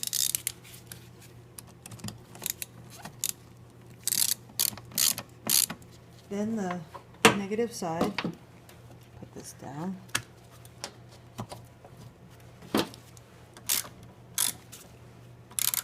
Now we're going to refill with coolant. I have one of these funnels. I really like these. You're going to use the C. If you have this, use the C attachments. And this just goes in here right like that. And it turns on just like the OE radiator cap. And then this goes in here. And remember to have that closed on the bottom where we drained from earlier. Now I'm reusing my coolant because I just replaced this last year when I did the thermostat. So I know I'm going to put all of this, because I collected everything that came out of the radiator and then I lost a little bit with the water pump. So I'm just going to pour this back in here. This isn't just a funnel, it's a funnel that helps to keep the mess down when you're bleeding it, because there's going to be tons of air in the system. You can hear the bubbles coming out. So we'll have to bleed the coolant system. So I'll just pour as much as I can in here. Have to wait sometimes to let the bubbles come up. Alright, so I'll keep pouring this in. The bubbles are coming out. This is the correct Toyota coolant, the Rav4. Here's the part number. You can usually get this at dealerships for about $20 for a gallon like this, which sounds like a lot because you need more than a gallon, but this is 100%, so you can dilute this. You have to dilute this 50%. So what you do is you mix this with an equal amount of distilled water. For example, right now I want half a liter of coolant when I'm done, so I'm just going to mix 250 milliliters of this with 250 milliliters of distilled water. Make sure it's distilled water, not tap water, not mineral water, not drinking water, distilled water. I'll take my distilled water and I'll pour 250, or maybe I'll just do 300 to make it easier to see, because I got a hash mark for 300. There's 300. Then I'll pour in the concentrated coolant so that I have a total of 600. Turn that around so I can see it.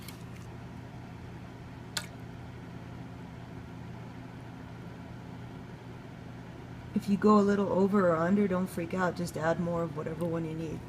So you wanted it about 50-50. I'll pour this in here. We should be getting pretty close.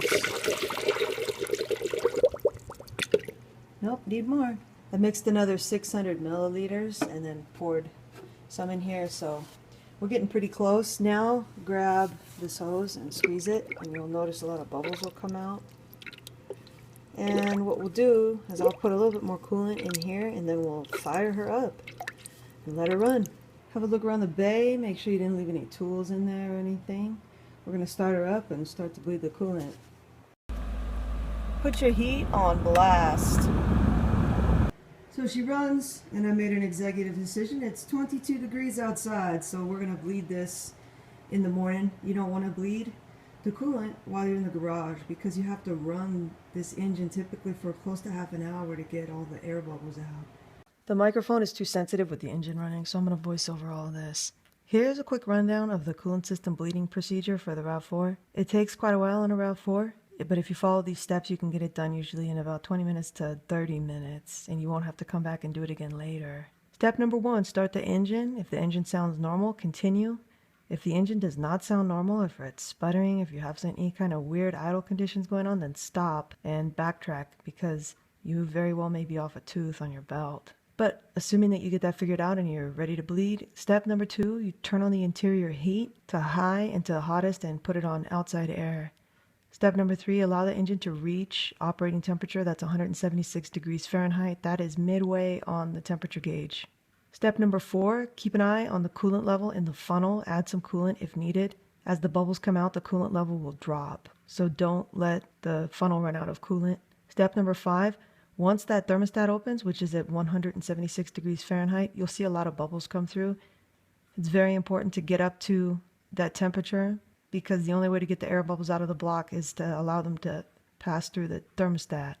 And the thermostat will be closed until that temperature. Step number 6, you could either use the pedal throttle or the throttle body to increase the engine speed to about 1500 to 2000 RPM. And while you're doing this, you can squeeze the upper radiator hose. You just want to do this for maybe a minute at a time, and then let it drop down to idle, and then bring it back up, and you'll see that it'll cause a lot of bubbles to be released into the funnel. Step number 7, turn off the interior heat, and that'll allow the engine to heat up more quickly, especially if it's a cold day. If it's a hot day, you might not have to do this. You might be able to just run with the heat on. But for me, it was a cold day when I was doing this bleed, so I turned the interior heat off. Otherwise, it would have never gotten up to the temperature at which the fans come on. The radiator fans come on at 202 degrees Fahrenheit. It's pretty obvious when they come on. You'll hear them come on, and you'll see them spinning around, so keep your hands away from there. Then once those fans engage, they'll only run for a few seconds typically, and they'll drop the temperature down very quickly. Run back inside and turn the heater on blast, and then just keep doing that until you don't see any bubbles. And all I'm trying to do is to push the engine through a range of temperature values so that I know the thermostat's open and I know that I'm getting as many air bubbles out as possible. While all this is going on, you can kind of bounce up and down the front bumper, and that'll help some of the bubbles to get out as well. Expect this to take about 20 to 30 minutes on a cold day. You should be able to get it done quicker on a hot day, but I don't think you can get it done sooner than about 15 or 20 minutes.